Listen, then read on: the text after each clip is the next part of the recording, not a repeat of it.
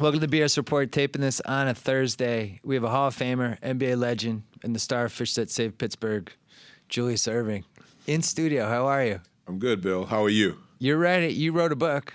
You've been promoting the book. It's called Dr. J, The Autobiography. Right. Very candid book.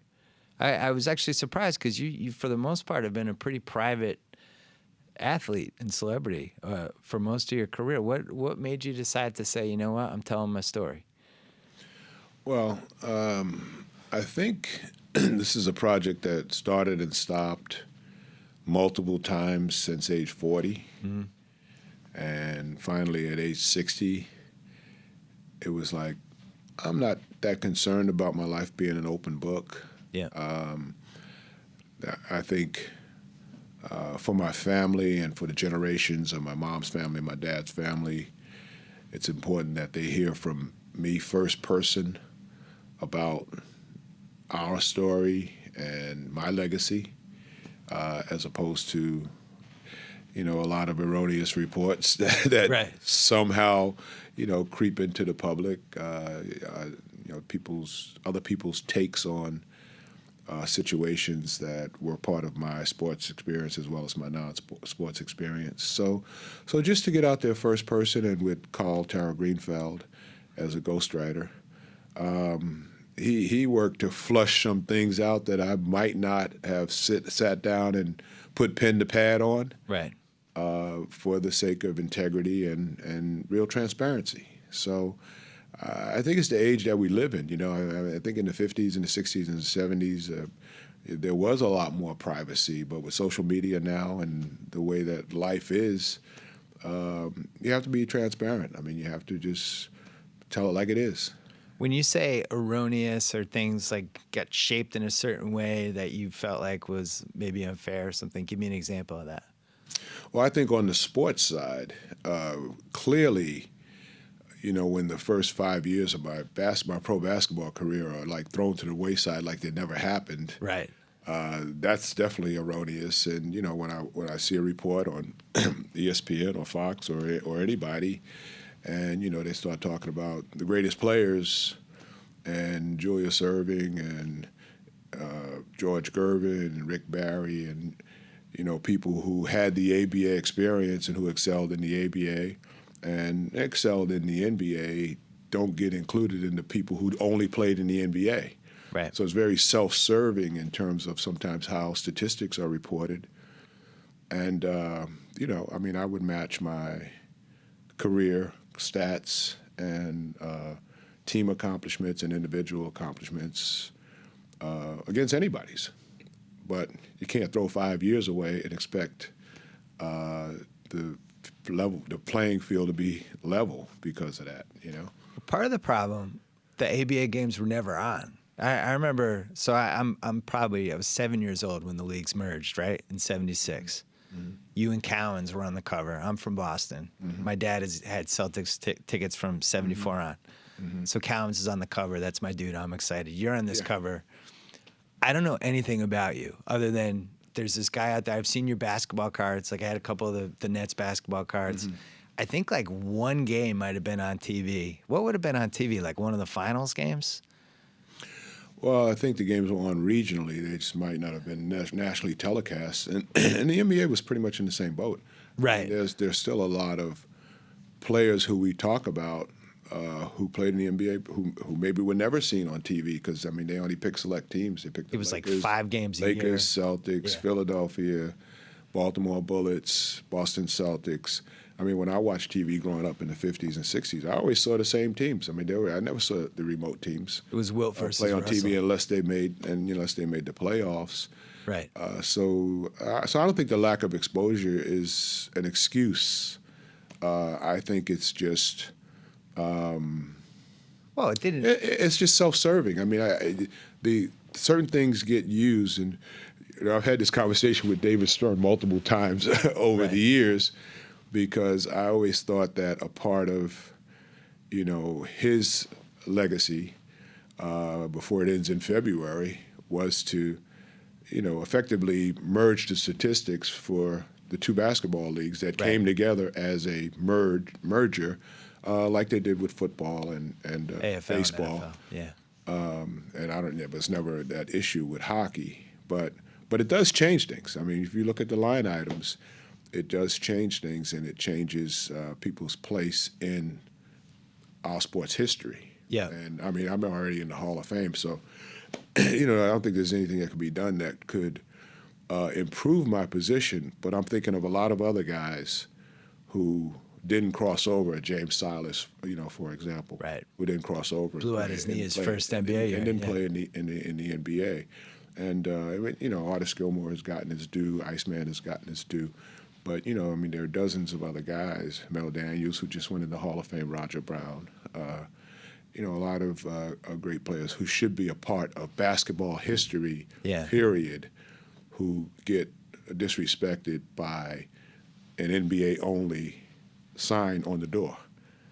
I remember when the leagues merged, and that SI cover came out, and just not even knowing what to expect because there's no Sports Center back then. Right. I was just remember reading about you, and like Basketball Digest would come out once a month. Mm-hmm. Sports Illustrated wrote about you sometimes. Sport Magazine. Yeah, and that was it. That was my connection to you. And then you actually came to Boston. Yeah. And I don't think it would have been possible for me to have higher expectations, but you went around the league that first year. What was that year like? First of all, the league was stacked because they only added 4 teams, but they basically added all the best ABA players. Every team was like an all-star team almost. That's true. That year, we ended up with the best record in the league in Philadelphia. Yep. And I think it was maybe 50-plus wins. So we had home court advantage all the way through the playoffs, which was a feat in itself. In the East-West All-Star game, I was the most valuable player. And you had a famous dunk. You dunked on Bill Walton's head. I think I scored 30 points and had 12 rebounds, and coach takes the starting lineup out. The West storms back, right, and they end up winning the game, but they had already voted for the MVP, and I was the MVP of the game, and I was on a losing team.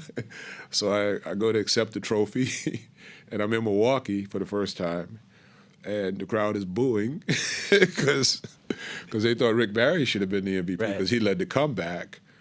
And all I could think of saying was, I know this isn't the voted popular opinion, but I never won the All-Star Game MVP award in the ABA. So it really is an honor to win it, here in my first year in the NBA. Yeah. And then they kind of quieted down. They flipped them. They started applauding. And every time I went to Milwaukee, I always got great applause. And that's where I ended up playing my last NBA game, ironically. Oh, yeah. But that year, which you asked about, that was the year we, stormed through the playoffs, got to Portland, went up 2, and then lost 4 games in a row to Jack Ramsey. I always say, rather than Bill Walton and Maurice Lucas, Jack Ramsey was the key. Right. He pushed all the right buttons. It was Jack's only championship. And so as I look back and reflect on that, as great a contributor as he's been to basketball, I think there would be a void without that championship. So I'm almost happy that he did win, and even though it was at my expense. Well, it turned into the narrative from that finals turned out to be the selfish one-on-one Sixers against team basketball in Portland. And the irony was that you were a great team player, especially on the Nets. What you did in 74 and 76 in those Nets teams was a lot like the way LeBron played now, where you're rebounding, you're setting up guys, stuff like that. Mm-hmm. That Sixers team was a cast of characters, to say the least. Doug Collins, who I do TV with now on NBA Countdown, I always make him, anytime we're bored in the green room, like, basically, tell me a story. Start talking about it, right? Yeah, so he's got 1,000. Oh, he's got 1 million. The motto, as Daryl Dawkins coined it in my documentary, whoever got it, shot it. Right.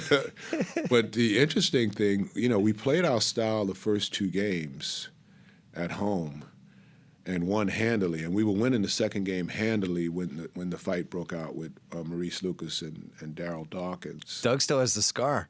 Yeah, because Dawkins somehow hit Doug. Well, Doug stepped in first to break it up, and then he got. And actually, it was Lucas and Doug, and then Daryl became the enforcer. Yeah. And he swung at Maurice and hit Doug, the guy he was supposed to be protecting. Right. So it was about time for me to take a seat at center court when all that happened. And I said, look, man, we're up like 15 points. This game is over. It's the fourth quarter. Right. Guys, not a good time to take one for the team.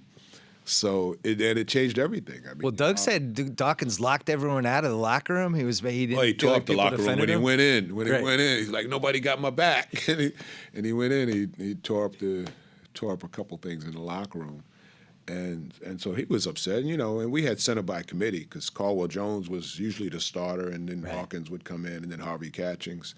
So we had a stacked team talent wise. But I think we really lost focus as a team in terms of where we were and as a team of destiny. And that's all part of the whole fate thing with Jack Ramsey, getting his title. It's all tied together. I don't know if the coaching was that great because if you watch the last play of that game, you're down 2, I think. You're down 1 or 2. You have the ball. Mm-hmm. And they used you as a decoy, and they ran a play for George McGinnis, who was like 10 for 230 in the series. I don't know if I agreed with that decision. I think if that happened in the internet era, it would have been very controversial that you didn't touch the ball. But hey, as you said, sometimes it's not your year. You had your year in '83. Well, everything came together. It did come together in '83, and even in the other runs to the finals. I mean, at least they were 6-game series, and And I think we had a good chance of winning, and we felt as though we lost to a better team. I think with that Portland team, I think they were a great team and a team of destiny. They're pound for pound and man for man. They were not a better team than the Sixers. So I think, you hate to say it, but Jack Ramsey probably did a better job than Gene Shue. Yeah. And I remember going into the huddle and waiting for the play, and I'm thinking, if we're gonna set up a shooter, you got to set up Doug Collins. You got to get him on one of the baselines for an open shot. He had the best chance of making a shot. If it's a drive to the basket, it's me. Yeah. If it's a drive to the basket, it's George. World Be Free is on the court at the same time. So open shooter, he's a streak shooter, but the play I think should have been for Collins shooting or for me driving. He was then Lloyd free. He killed the Celtics in the '77 series before that, I remember. But then you also that was the same year. Yeah, that was the same year. They were defending champs of the NBA. The Nets were defending champs of the ABA. I was gone, so that first year, taking Boston to 7 games and. You were there. I mean, you were in front of a TV set somewhere. Well, yeah, you right? won Game 7 in Philly. I was devastated. In Philly, right? We had some wars with you. And '81, the big comeback. We were down 3-1 in this series. Yeah. Barry somehow came back to win Game 5. Down 20 in Game 6 in Philly. Come back and win that. And then Game 7, to this day, is the best basketball game I've ever been to. Yeah. It was the refs. You went to the game? I was at that game. I was at all those games. And that was the only game I've been to, I've written about this, where the refs were just like, guys, you settle this. Guys are on the floor every play. There's 3 guys getting knocked down. It was like a rugby match. And I've just never seen a game like that. I don't think that game would happen again. There would have been about 20 flagrant fouls. Well, it was a gut-wrenching game. And, in terms of all time, it probably was the toughest loss to take. I mean, even though we were on foreign turf, to have a 3-1 lead and then give it all away, that's gut-wrenching and heartbreaking. And even though it was made up for the next year because we had the same situation. We went up 3-1, they come back, it's 3-3, and then we go into Boston and we win Game 7. Did the fans dressed as ghosts? Yeah. Walking behind your bench? They had the Ghost of Celtics pass and the Beat LA chant. Yeah. That was nice that we did that for you. We chanted Beat LA at the end. We respected you. I got a little New England in me, too. I went to UMass, so there's always been a soft spot up there for the Celtics. I mean, Bill Russell's my role model and great friend. He loves you. And I love him. And, the fact that he was a Celtic who had to learn to hate, is irrelevant. So those games and the history, and when we talk about the book, we talk about first person, giving my side of the story. So I do talk about 80 with the Lakers and 81, with the Celtics, 82, the series with Milwaukee Celtics, and 83 obviously culminating in the championship. But, the autobiography is not a basketball book. It's a book about my life and the lives of the people who were around me for 6 generations, 6 decades, the places we visited during those times, and the things that we did. Mm-hmm. So it's a full,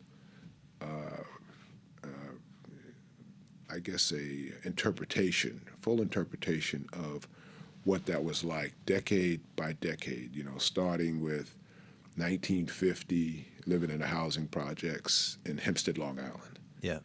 And going from there to where I'm at now, and really bringing it up to the date. We were probably covered right up to age 60, and I'm 63 now, so it took us 2 years to do the project. One of the things that you didn't hit in the book as much as I thought you would, and maybe you weren't aware of it, but when I was researching my NBA book and researching your career and reading all the Sports Illustrated stories, stuff like that, in the late 70s, it seemed like you started to take some heat from the national media about what happened? This guy was supposed to be Superman coming in, and he's only scoring 22 points a game. His knees hurt. There's this 3-year stretch where you were getting picked apart, and then all of a sudden that flipped when you took them to the 80 finals. But were you aware of that stuff as it was going on? Oh, absolutely. When I went to Philly, and I had a very defined role in Virginia. Yeah. And I played behind Charlie Scott, who was the best player on the team. Future Celtic. And and then when he left for Phoenix, I had George Gervin coming behind me, so he deferred to me. And then when I left, it was his team, and I go to the Nets. Rick Barry leaves. It becomes my team. I thought it was Super John Williamson's team. No, he deferred to me. He deferred to me. We referred to John. Did he know that? Super John. Yeah, he knew it. But I come to Philly, and Pat Williams, who's a genius and a strategist, and clearly I'm sitting with Pat just like he's across the table, and he says, "Look, we don't need a guy scoring 30 points a night. We got a lot of guys here. We got a lot of talent. We got sensitive egos or whatever, and we're going to have a balanced offense, and everybody needs to play defense. That's how we're going to be successful." Mm-hmm. So I said, "What do you mean a balanced offense?" He said, "Well, you used to shooting the ball 25 times a game, 20 to 25 times. And it's going to be more like 15 right. attempts from you, 15 from George, 15 from Doug, with 3 players." And that doesn't make sense. And we went through the season, and we had the best record. All 3 of us were all-stars. And so you talk about point shaving. Right. That was point shaving. I mean, it was with intent. And I averaged. But you were in the prime of your career. I averaged 22 points a game in Philly, and George averaged 21, and Doug averaged 20. So we really had balance, and we had, we were the big 3 at that time, and there was clearly conversations with Gene Shue involved, obviously, about not having a dominant player. That we had 3 guys, and we were going to be better, and because of the record, and because of the success on the road as well as at home, there was nothing to do but buy into it. I mean, I had the security of a great contract, and I've always been a team player anyway, so it wasn't that bitter a pill to swallow until we started to become criticized. And they said, "Well, you can't do it anymore." So after 3 years of, being one of the big 3, I made up my mind. I said, "Well, I think they need more scoring from me." Right. And they also traded for Bobby Jones with help. Bobby Jones was my second year there. Yeah. George was out 5 games into the second season, and Bobby was here. One of the great trades. Bobby was there, absolutely. But so from 76 to 81, after 4 years of, watching guys pass me who I'm better than in terms of All-Pro and All-Star and recognition. In '81, I said, I have to be more of a selfish player. And in '81 is when I won, the NBA MVP award. Right. After multiple runner-ups. Yeah. I had runner-ups to Kareem and to, I think there was one other big man in there between 76 and 80. And when I won the MVP award in '81, it was the first time a non-center had won since Oscar Robertson won in 1965. Yeah. But clearly going over to the NBA from the ABA, my goals weren't individual goals, become, All-Star Game MVP, become league MVP, whatever. It was winning the championship. So in terms of talking with management, and particularly Pat Williams as a GM, Gene Shue, and then Billy Cunningham as coaches, what do we have to do to win the championship? That was our singular focus. So I think I made a lot of sacrifices in Philly, particularly the first 5 years. But it feels like it all came to roost, and we made the finals 4 times. Right. In that time too. So in 7 years, from '76 to '83, we made the finals 4 times. We just lost 3 times. It feels like I felt it when I read the book. I'm feeling it now. It does feel like you're a little bit underrated, like historically, like you don't totally get your due. I think, I think it's true. I think it's true. And I don't say it as a grudge. Yeah, or a bragging.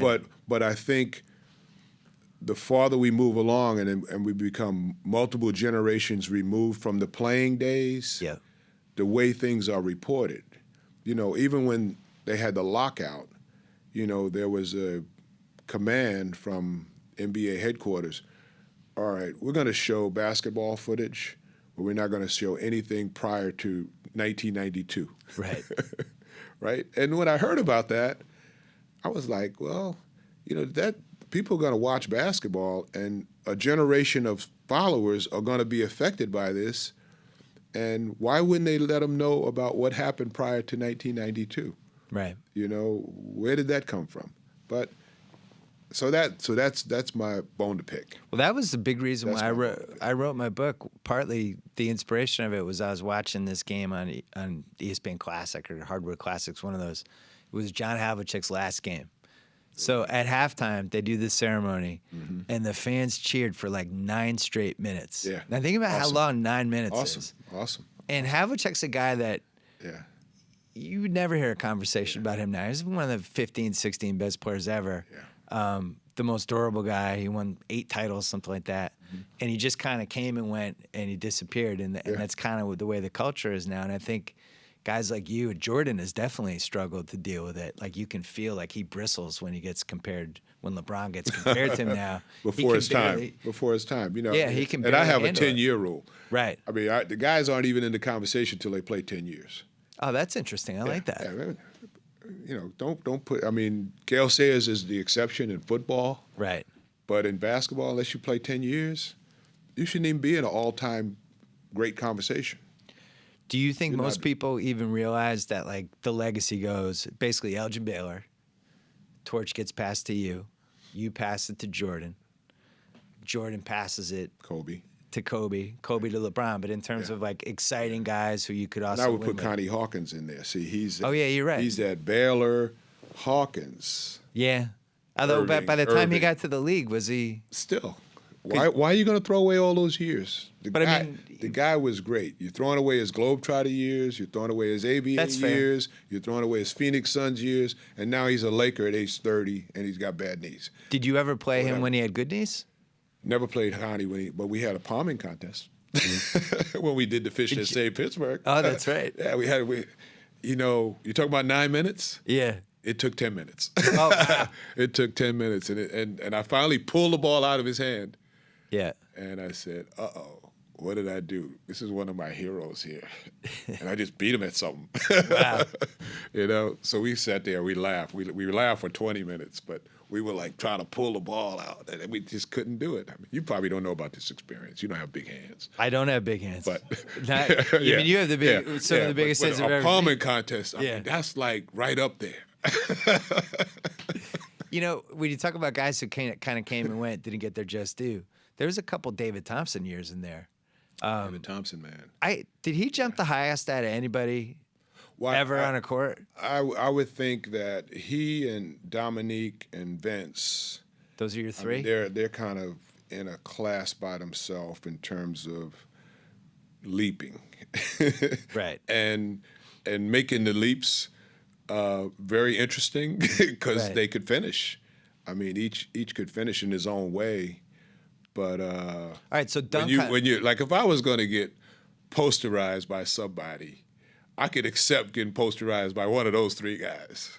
You know, other guys, I'd be a little upset because I'm a shot blocker. Who dunked on you?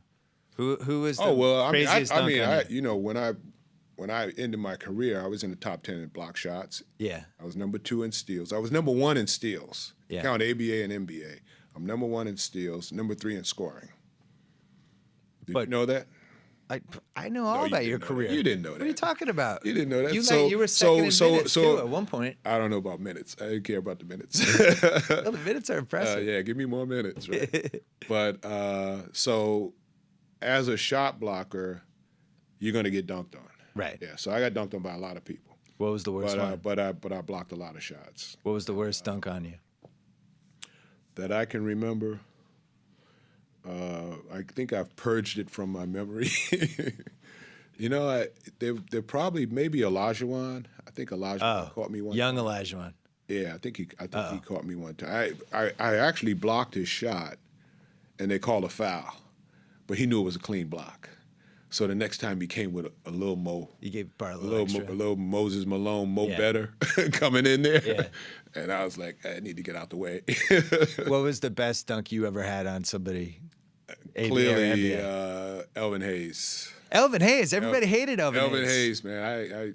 It was Elvin and West under there, so I turned the corner on the forward who was guarding me, and there's Elvin and West. They're waiting, and Elvin jumped. West never jumped. Elvin jumped, and you know he used to always jump with two hands. Right. He jumped with two hands, and I kind of put it right in the middle, and the air got taken out of the Landover building at that time because everybody was. Said, But people would root for you though in that situation, though, right? There was You would flip the no crowd. bragging about it. You know, just kind of ran down the court because I knew, you know, Elvin was one of those guys who was going to try to get you back, Right. and he never got me back. Well, you would. But he was mad for about 5 years because I mean, it was funny. I didn't mean to cut you off. No, that's all right. But we go to in 95, 96, the 50 greatest. Right. Elvin is still mad. I mean, we're like About the dunk? We're like both retired, and I sit with him, Wilt, and Moses, and we're all going to dinner. Yeah. Basically, so we're all in the same seating area, and Elvin is there. I could tell he's mad about something, and I had pretty much forgotten about it, you know. Right. And I'm like, hey, how you doing? You know. And then it hit me. You know, he was like holding on to that. Wow. E, you got to let it go, man. You got to let it go. We're here 50 greatest players of all time. You know, we need to be boys. Right. He said, yeah, you're right. So But- he held on to it because it happened in the early 80s, and this was the middle 90s. So he held on to it for a while. That's a long time. Yeah. I don't think people realize, like, because now everybody dunks. You know, you can go on YouTube and watch 25 guys playing above the rim. Yeah. But when you were doing it, it was basically just you and like two other guys. And this was the entire mid-'70s because it was a pretty grounded, slow game for the most part. And the ABA, which, you know, unfortunately there just wasn't on TV enough, was a much more fun league. It was wide open, up and down. The NBA was more slow down. You had Kareem with the sky hook and half-court offense. Your product was a lot more fun. and yet nobody could see it really.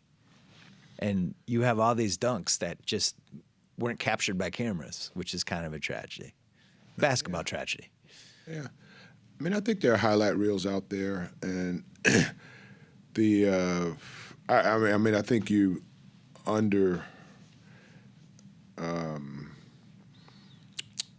think the number of players who were dunking certainly was more than a handful. I mean, every team had somebody who could throw it down, and right on through the roster, guys who could throw down. Now throwing down in the game, I think it was a novelty for a while, but I started in '71, so from '71 to '87.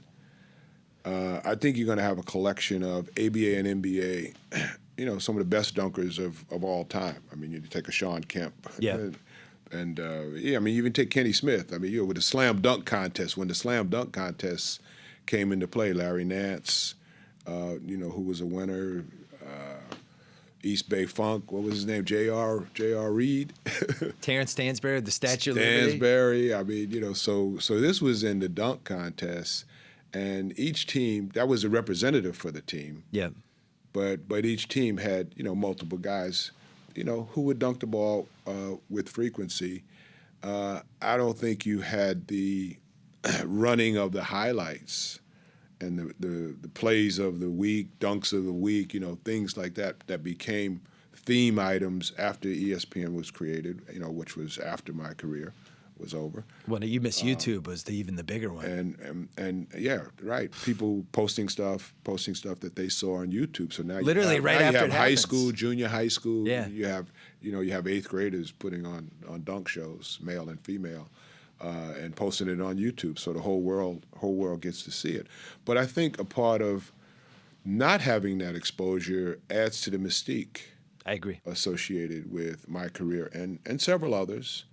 And so the book gives us an opportunity to, once again, first person, say what we were thinking, what we were doing, and hope that that gets incorporated in the story, which is the real story. Yeah, the mystique, not necessarily totally a bad thing. So I remember mystique is not a bad thing, and it kind of plays also into the privacy of the period, because people didn't put their lives on blast, so there was a privacy element, and I've never been the type of guy who just wants to see my name, face, and likeness plastered over everything, So I've had more endorsement opportunities that I've turned down than I've accepted because they just didn't fit what I believed or who I thought I was, or products that I didn't want to promote. So let's say I build a time machine and I could take 1976 Doc in a dunk contest, and I could pick 3 other guys for you to dunk against from any year. Who would be the 3 people that had the best chance to beat you? By the way, I think you'd win. I mean, I'd say they all have a chance of winning. It depends on what the format is. The format that I want in, if you miss, you're out. So when I came over to the NBA and I missed a dunk, that's how Larry Nance beat me. I clearly was out dunking him before that. Yeah. And then try to do something I'd never done before because of all the coaching I was getting from my kids who were the ball boys, and ended up missing a dunk. So who would be the 3 that you feared? Let's see. Dominique would be on there, right? Well, I would have Dominique and Michael. I mean, they're head-to-head. Yeah. And they had those head-to-head competitions, so they were awesome. Vince would have to be in the argument. Yeah, Vince has kind of lost his sanity. Yeah. I mean, now, Vince is, he's one of the old guys now. Yeah. But in his prime, so if you had me in my prime, and you got Vince in his prime, Michael in his prime, you got Dominique in his prime, and that's a good Final Four. Yeah. David Thompson doesn't other guys, and the 10-year rule, I mean, you got to get some guys in who, after they get 10 years in, so you'd have, KD and LeBron and others. But what about? You said 4, so I think we got 4. Jordan had that thing about his ultimate pickup team. where he said the 5 guys he'd take that could just beat anybody. And it was, I think, it was him and James Worthy and Magic and maybe Hakeem and some other person. So in a pickup game, who would you take? What 4 teammates would you take? Okay. Well, I start with Moses Malone. Because you played with him and you know firsthand. Well, I know that in a pickup game, Moses would beat the crap out of any center. Maybe Wilt would have a chance. Right. But in terms of man in the paint, Yeah. you know, nobody's going to man the paint like him. I could take Barkley. So he's my power forward. You get every offensive rebound. And then I need a guard. And then I need a guard. I'm on the team. Yeah. So right, you know, and let's say so me, Moses, Charles. Well, Moses and I'd probably let Cheeks run the show. All Philly guys. well, you're gonna take the 83 Sixers. We should have. You might as well take Tony at this point. We didn't have Barkley. We didn't have Barkley in 83. We had the 83 Sixers with Barkley over We didn't Ivoroni. have Barkley. We didn't have Barkley in 83. I'm taking my guys. It's a pickup game. Well, you don't have to sell me on Andrew Tony in a pickup game. Well, we had to got trade it. Was DJ. it 5? Yeah, that's Oh, well, Tony's the last guy. Yeah, we'll take that guy. Tony's one of the great lost careers. Yeah, mean, Collins his and Tony, leg- they parallel one another a lot, and sadly, it's it was the Philly fans. It's at the Philly fans' expense that these guys didn't have full careers in their 12 to 15-year careers, because they clearly would be Hall of Famers, and Doug's in the Hall of Fame as coach. But they were clearly en route, and their injuries were so similar in terms of the foot injuries that in a place that really doesn't heal. Right. And probably even troubled by it today. But they've made do, and they've made amends. I played golf with Tony, usually once a month down in Atlanta. I don't get to see Doug that much anymore, but he's on the scene. He's still in the public eye. Yeah. So what about it can be a bitter pill sometimes, in terms of what you want versus what you get. Right. But you always have to accept what you get, and each has made do with it. What about just a team? My all-time team? 5 guys and a 6-man. I got a lot of people who always get mad at me when I pick my team because. Does that mean you're copping out? No, I'm not copping out. Okay. I got my team. All right, I want to hear your team. I've had my team since I was 15. 15. So that eliminates a lot of people. I like it Already. I like it. Okay, you got Wilt. Yeah. You got Russell. You got Baylor. You got West, and you got Oscar Robertson. That's it. Wow, you went super old school. Put those guys on the court against anybody, they would win. That's my team. No Magic Johnson. And that's always going to be my team. No Magic Johnson? Magic, Michael, Bird, love what they did for the game, love their talent, their blessed ability. But my all-time team, I picked my all-time team a long time ago. I'm one of those guys, I'm really old school in that I don't change. Right. And I just can't, nobody moves in on that team right there. That's my team. That's been my team for years. So you think Wilt and Russell could have played together? Absolutely, yeah. Yeah, like Russ says, Wilt would have to play power forward. Just ask him. Who do you think out of the guys from your generation, do you think Moses was probably the most underrated? No, Moses is the most underrated because, Kareem is the greatest. In terms of centers all time, Kareem is the number one guy. In terms of players all time, Kareem is still the number one guy.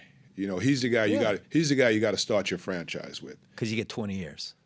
You get 20 years, and you get leadership, you get excellence in terms of offensively and defensively, and figuring things out, and accomplishment. His numbers speak volumes, and just because he had a bad attitude, there are a lot of people who disrespect him, but he never had a bad attitude with me. And I met him back in 1970, and I don't think there's ever been a more potent weapon to step on a basketball court than Kareem Abdul-Jabbar. Yeah. And whether it's Lou Alcindor or Kareem Abdul-Jabbar, yeah, you're talking about disrespected, underrated, left out of conversations. You know, I mean, I sat with the round table over at TNT once, and Kareem like wasn't in the conversation, and they were talking about centers. I'm like, are you for real? How can you do that? He can't be lower than third all time. He just can't. Plus, how many MVPs did he win? Like 7? And he won like 5 titles, or maybe one more than that. He might have won 6 titles. Yeah, the record speaks for itself. Yeah, 6 I hate titles. the Lakers, so it's tough for me to admit, but Kareem, you can't deny the stats. You can't deny the numbers. See, stats sometimes don't tell the whole story. That's true. That's true. But I'm just saying the resume. But when you have the stats and you have the story. And the title. Come on. Yeah. Why be a hater? I mean, you know. Right. And I find myself in that position also where I have the story and the mystique, but then when you compile the stats for 16 years, you can put them up against anybody's. Well, you played 16 years, which is like playing 40 now. Because you're flying coach. Guys are actually playing longer. I mean, you know, look at Steve Nash. He's still out there. Kobe's 37. Yeah, but you were flying coach. You didn't have arthroscopic surgery back then. Oh, you're talking about from a physical standpoint? Yeah. The 16 years back in your day was like 25 now. Nobody played 16 especially years. with the canvas Converse on, right? You had bad sneakers, right? You didn't have any of those contraptions. You didn't have sleeves on your legs. I think you got to be a machine. You know, you had to carry on suitcases. You had to be a machine back in the day. No, I made Barkley carry my suitcase. Okay. Barkley said you were my rookie. Iceman was my rookie in Virginia. Yeah. Right. Tony was my rookie in Philly first. Then Barkley when he came in. Some good valets. Whatever. So yeah, I had some good valets. Barkley said you were probably the single most important thing that ever happened to him because you gave him the speech when he was a rookie about acting like a professional. With Moses and myself, I mean, I think he really looked up to us because we were already established. Yeah. And it was a lot of yes, sir, no, sir, whatever. It quickly changed from get out my way. Right. Move, bitch, get out the way. But he does recall and recount those years that we played together. And we had a lot of fun. Yeah. We had a lot of fun. And watching him develop and watching him become a dominant force was a joy because, God knows Philly needed it. And everybody has their time. So, suddenly I'm 34. I'm 34 when he gets there. 5, 6, 7. I played 3 years, 35, 36, 37.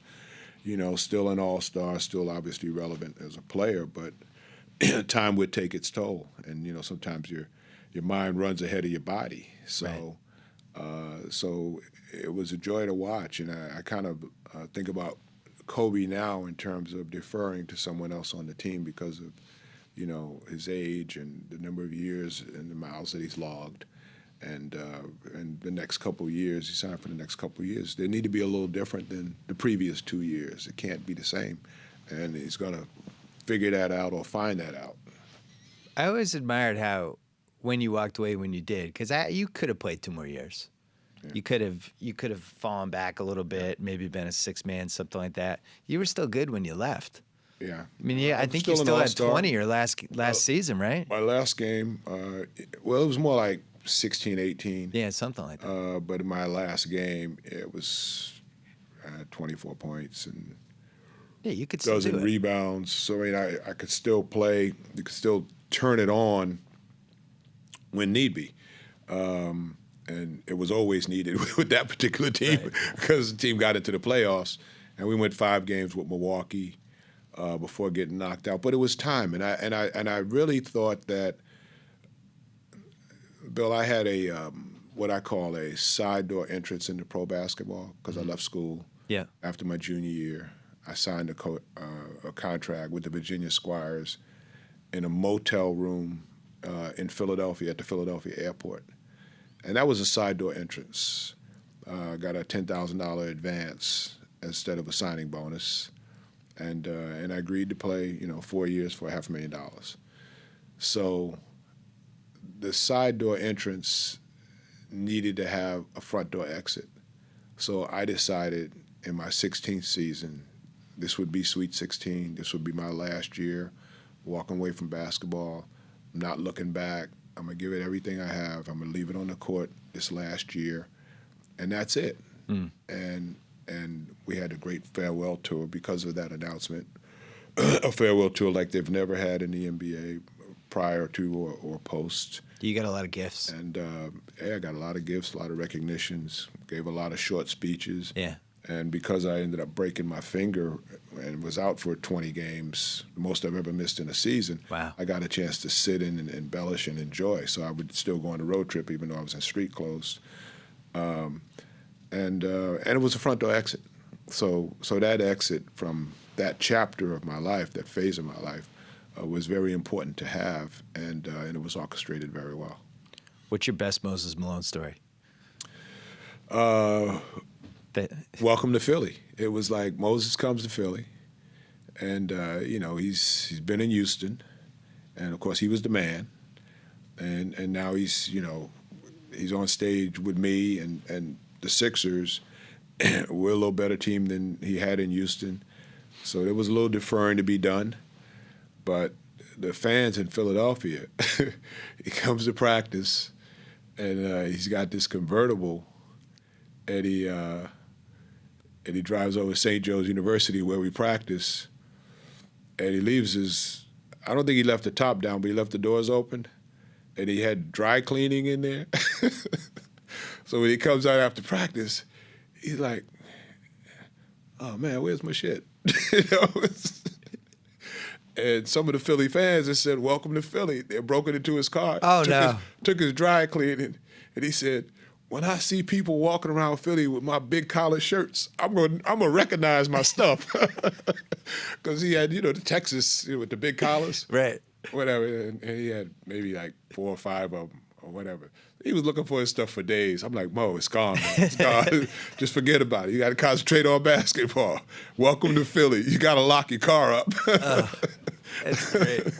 He was a beast that first year. It seemed like he was the one guy that Kareem just couldn't figure out. No, he was like just too physical and everything. You need to have Moses in here talking to him one day because that's one of my dream podcasts. He says, "Look, I'm never gonna let Kareem out-rebound me. One, and most times he's never gonna outplay me." So Moses had so much reverence and so much respect for Kareem. Yeah. He was always singularly focused when he played Kareem because he knew that Kareem was the guy, and he would always be measured. And in terms of centers of all time, he can't play against Wilt. He can't play against Russell. He can play against Shaq, to a degree when he's older. But Kareem was the guy.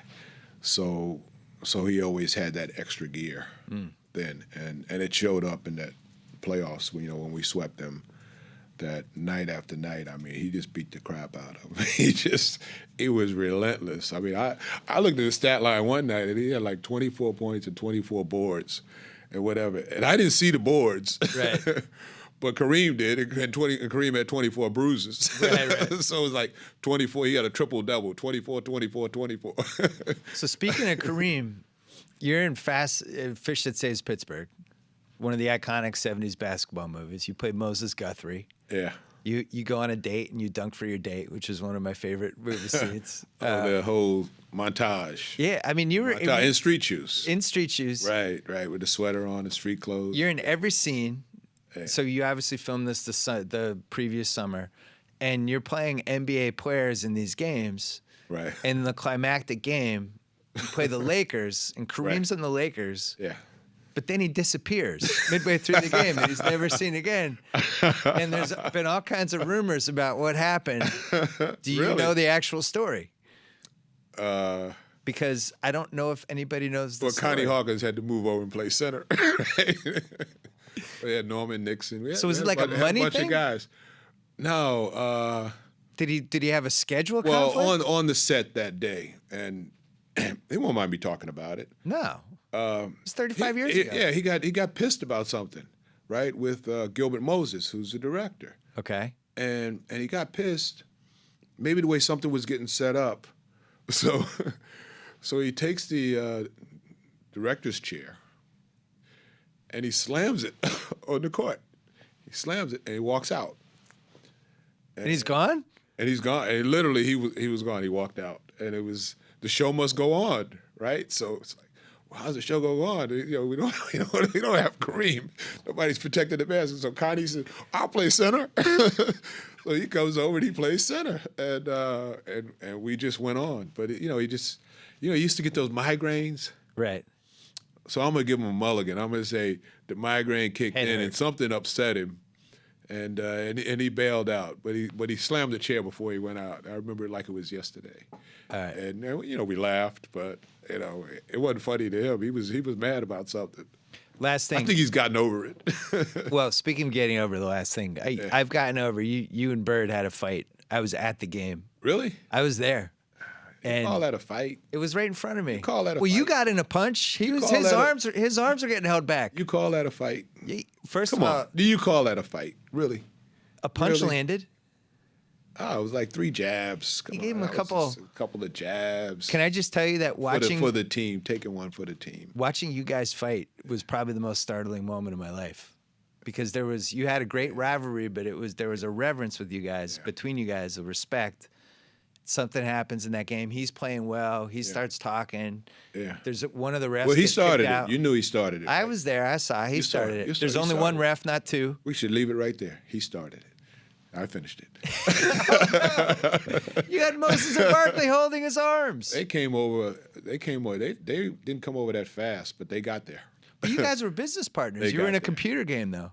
You were in the famous Bird versus Dr. J game. The first one-on-one basketball game for EA Sports. We did that, and we actually sat, in the same room and gave guidance to the technicians, right, in terms of what the player movement should be like. So he was raining threes, and I was going in, dunking the ball, and it's funny because, people we got an audience of people who would either be him or me. Right. There was nobody who would be both. It was like one or the other. It was like a division right there. And it's like the Mason-Dixon line. Right. It was like, well, I'm going to be Bird and I'm going to be Doc. And people would come up and they would, say things to me, and I'm sure they were doing the same thing to him. And then we kind of both agreed, since we were doing Converse together, we were doing Spalding together, we did Electronic Arts together, that we would never dignify the photograph of us holding one another's throats. Right. And just Tuesday, I did a autograph signing in Long Island, and the guy is standing there, and he's got the photo in the envelope, and he's like, "You're probably not gonna sign this, but," he starts sliding it out. I was like, "Put it back, put it back." Wow. I don't sign the photograph. So you guys agreed never to sign that photo. Yeah, pretty much. Did that affect your relationship, or is it everything was fine? The next game we shook hands, and that was it. We're cool. Yeah. All right. We're cool. Then I'm cool. If the legend's cool with you, then I'm cool. No, we're cool. Julius Erving. You wore your green shirt too. Yeah, green sweater. I had to represent. The book is called Dr. J, the Autobiography, and if you haven't seen the excellent documentary, which came out last summer, congratulations on that. Good luck with the book. Good luck with everything. It was a pleasure. Thank you. Good luck this season. Oh, it's a much smaller hand. Knock 'em dead. Thank you. It's all good. Enjoyed it. Subscribe. You won't regret it. Actually, maybe you will. Then you'll unsubscribe. No biggie. Click subscribe. You look hot today.